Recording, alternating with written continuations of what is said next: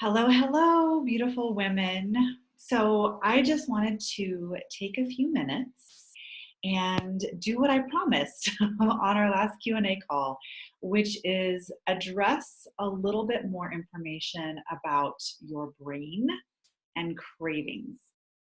So there are some specific handouts that I included on the Q&A call. So some information about cravings in particular, some things that might cause cravings, if you've been experiencing cravings, some reasons you might have cravings. But I also wanted to dive a little bit more right now into what is going on in your brain.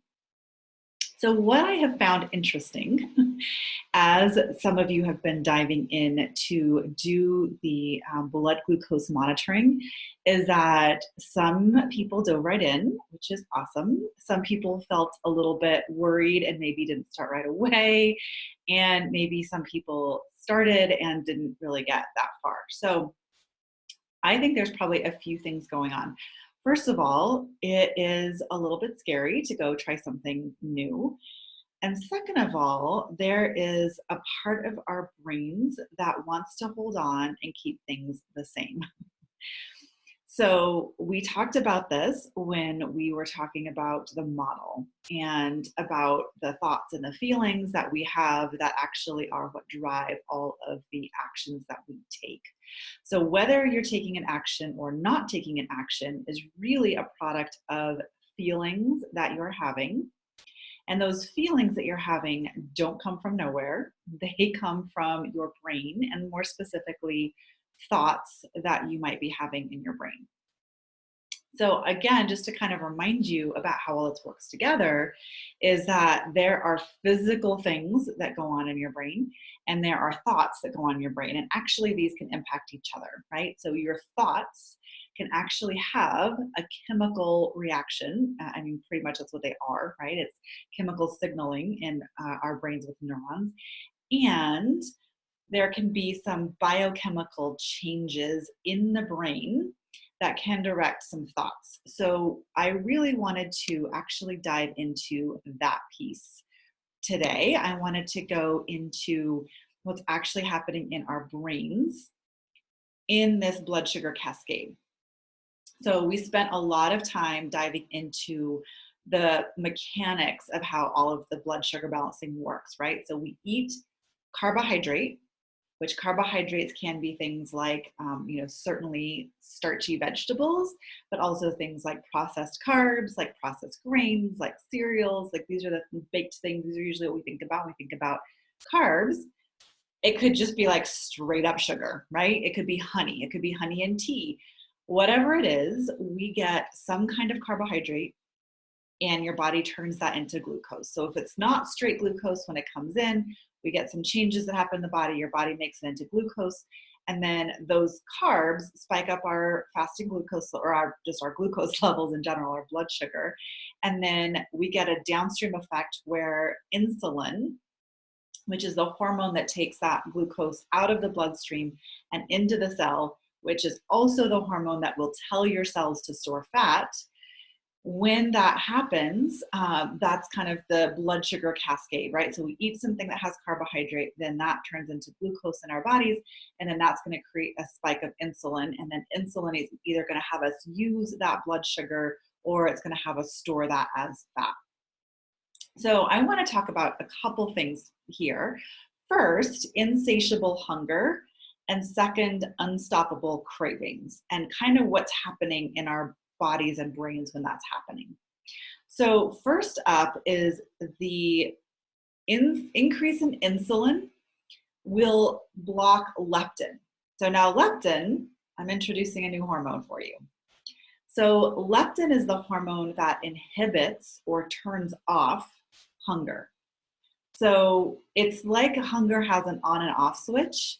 And when we are turning on leptin, when we are releasing leptin, it turns off hunger. So leptin is supposed to turn off in the presence of sufficient food. So when we have enough to eat, we're supposed to turn off leptin.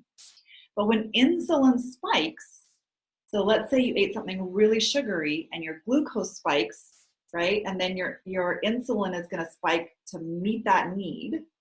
What's going to happen behind that is that it's going to block leptin. So our brains are supposed to be receiving a signal that we are full, but our brains actually think we're starving. So let me just say that again in case you missed it. You eat carbohydrate, and again, this is why we do that carb challenge, to find out which carbohydrates have a specific impact on your body's blood sugar, because we're all going to respond differently. We are all our own little chemistry lab here, right? So eat carbohydrate, glucose goes up, insulin goes up to meet that need, because we need to get that glucose not just running around in your body, running amok, we need to bring it into the cells. So when insulin goes up to meet that need, what it does is that it will block leptin.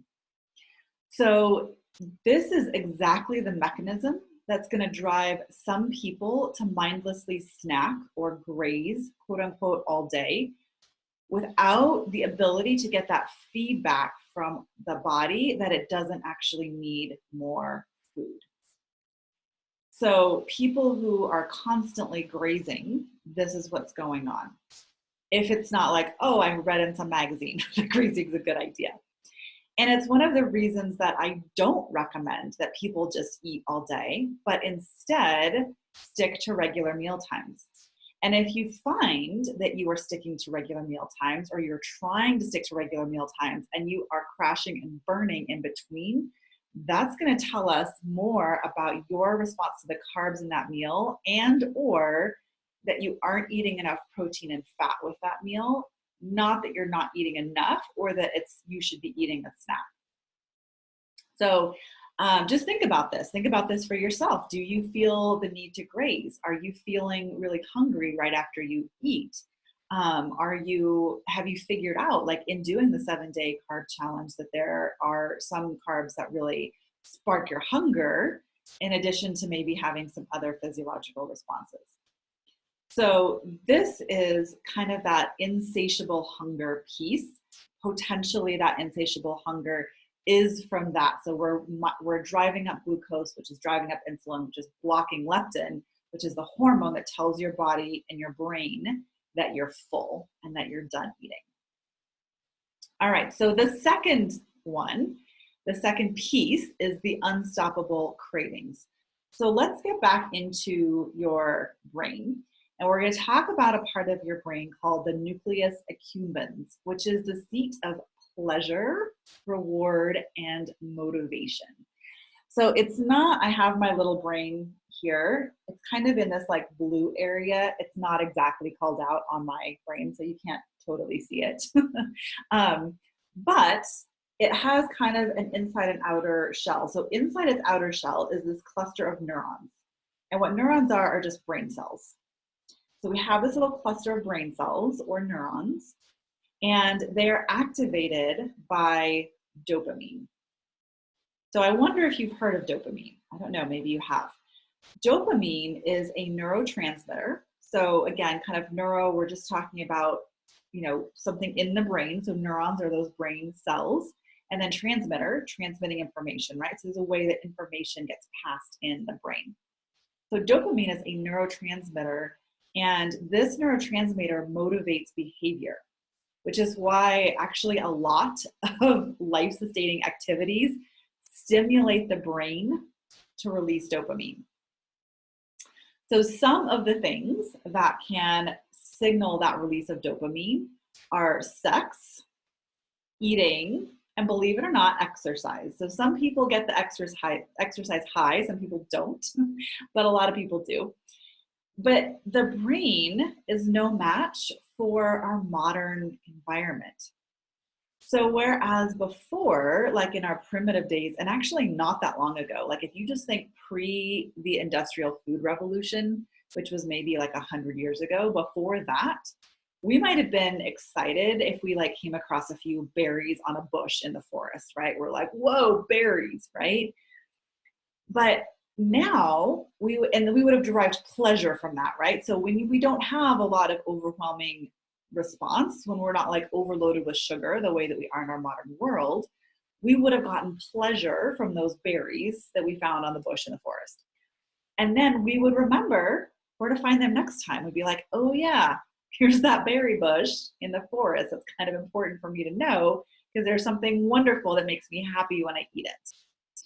But our modern foods are not like that. They are thousands of times sweeter or saltier or crunchier or just generally more rewarding than that berry bush, right? We have food companies that will spend billions of dollars with food scientists whose sole purpose in the world, their only job, is to find that like magical specific combination of like the sweet, salty, crunchy, creamy, whatever it is that is going to cause us to have that response in our brains. That's their whole job. They spend billions of dollars finding just the right combination to trigger our brains and our release of brain chemicals, right? So just think about that for a second. So our brains were just not designed to handle this floodgate. I mean, just think about like, a tiny beaver dam is like what our brains are designed for. And we have, water rushing through that's like enough for the Hoover Dam, right? So our brains were not designed to handle that dopamine flood that we get with that magnitude of flavor, right? So when that happens over and over and over again, so when we are constantly just eating the food that has been so highly processed and so designed to trigger that dopamine reward center, our brains are just not we're not designed to handle that. And so what they do when they get that surge over and over and over again is they actually down regulate. So down regulating means that they are thinning out the receptors to respond to the overload. So your brain knows this is crap, right? Your brain knows this is like a complete overload and it can't handle that much stimulation. And so it thins out the receptors. So receptors are just places in the brain where we're ready to accept whatever it is, right? It's like, hey, I'm ready here to accept some dopamine. And your brain will thin those out. And what we're doing there is we are physically changing the physiology of the brain. Like, y'all, this is like mind-blowing to me, right? The actual structure of your brain is changing in response to this flood of chemicals and perfect food combinations that have been created by our food industry. So you want to get more and more of that food or whatever it is that's giving you the high, right? You're wanting more and more of that, but not for an increased high because you now have fewer receptors. So you're not actually looking for a greater high. All your brain is looking for is to feel normal, right? So just think about that for a second. Our brains are flooded over and over and over again so much that they thin out the receptors. So now we don't have as many receptors. So to even feel normal, we have to have a greater stimulus because we don't have all of the receptors to feel just a lower amount of the stimulus. So this is why when you've been, the food companies have given us like the candy and the cookies and the Girl Scout cookies and all the things that are hyper palatable, which just means that like they super, super stimulate our nervous system, our tongue, our taste, our brains, then your brain thins out the response. And so now something like that berry that we would have come across on a berry bush in the forest can't possibly stimulate your brain in the same way because we've thinned out the receptors. So there's not that many receptors there. Like there's not the same number as there would have been had we not been exposed to that level of stimulus. And so now that smaller stimulus doesn't do much for us, right? This is why if you've been eating something like that for a long time, trying to go to something like, let me eat some berries feels like, really? Like this is not, not exciting because we have completely changed the structure of the brain. So there are, again, like this is like just to feel like normal. So it's almost like being a drug addict, right? Because your brain has changed. So there are other things in our modern world that will flood the brain with dopamine. And some of these are things that are pretty common for most of us. So cigarettes, which cigarettes aren't as common anymore, but a lot of people do still smoke. Coffee. I don't even know the last time I met somebody who doesn't drink coffee. and alcohol, right? So things that most of us are exposed to fairly regularly are also flooding the brain with dopamine. So when we are going over and over and over again with all of these different um, products that create that dopamine response, that is going to be creating those physical changes in the brain. So yes, just eating a lot of sugar or flour actually will do it, because to your brain, it's literally like getting a hit of a drug. And it's amazing what a powerful feeling that can be. So getting that hit can feel like getting a hit of a drug. And get this, okay, so I like talking about time frames, right? When we were talking about sleep, something I shared with you guys was that after 10 nights of 7 hours of sleep, which seems like a normal amount to most of us, we have a brain that's as dysfunctional as if we had pulled an all-nighter, right? As if we had been awake for 24 hours. So similarly, it only takes 3 weeks of regular overstimulation for the receptors in our brains to thin out. And I just want you to think about how much longer than 3 weeks most of us have been drinking coffee, drinking alcohol, eating sugar, eating flour, right? Like just think about how long we've been overstimulating our brains. And what happens then is that it only takes 3 weeks for those things to start thinning. And then our ability to taste food actually diminishes, right? We can't taste food as well because those receptors are thinned. But the good news is, so I've been a little bit doom and gloom, but the good news is that the dopamine receptors can regenerate. But the first thing we have to do in the process of regenerating those receptors in the brain is to remove the overpowering stimulus. So if we are constantly re-exposing ourselves to the stimulus, our brain is going to keep up with its response of hold on, let me not put up too many receptors because this will be overpowering. So let me keep just a few receptors. So we have to remove the overpowering stimulus for those receptors to regenerate. But what's awesome is that if we remove the overpowering stimulus, we can then get those dopamine receptors to regenerate. And then we are going to go back to where we were, which is that we're going to feel the same dopamine response to the lesser stimulus, right? This is a funny story. So I don't eat much sugar in my life anymore because it doesn't do me a lot of good. And I figured out a long time ago that it's one of the things that really messes with me hormonally. So I don't eat a lot of sugar. My husband kind of eats a lot of sugar, more than I would like. Maybe not like as much as the average American, but he probably eats more than I would prefer. So a couple of years ago, we were on vacation together and we walked into this little, like a little gift shop, and we were shopping for we were on a little couples weekend away. We were shopping for some gifts for our kids. So we go in, and as we were checking out, next to the register, they had some little samples of dark chocolate. So I was like, oh, dark chocolate, great. So we each picked up a little piece of chocolate. Now, mind you, we picked up the same chocolate, right? Like this wasn't like they had a bunch of different kinds. It was one kind of chocolate. So we're walking down the street after we walked out of the store, and I taste the chocolate and I'm like, wow, this is pretty sweet. I thought this was dark chocolate. It's pretty sweet.